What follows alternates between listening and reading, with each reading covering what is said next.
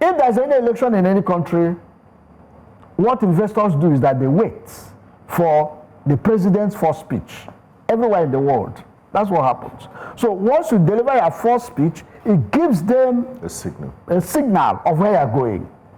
Now, the day he said that offhandedly, because thank God he came back to say that the writers of his speech did not include that in the speech. So it was something that just came from the blues, and they went ahead to say that. I mean, look at the consequence now. You are talking of infrastructure. We know that at the end of the day, they tell us it's for infrastructure.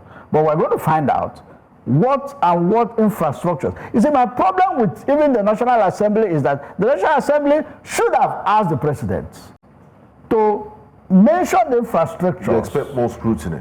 Exactly. Yes, so that we know infrastructure. We know the infrastructure that these monies are going to. Because when you borrow money for consumption, you destroy the economy.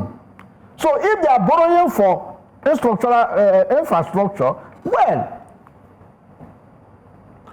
because if will you be okay. look at the budgets in the past, the debt servicing part is more than the budget for education, more than the budget for health. So how do you grow as a country? That tells you that they are borrowing not for investment, they are borrowing for consumption. That's why it's that way. That's why we have huge amount of repayment of the loans, because if it is for infrastructure, the infrastructure, some of them will be generating funds for you to pay back this loan.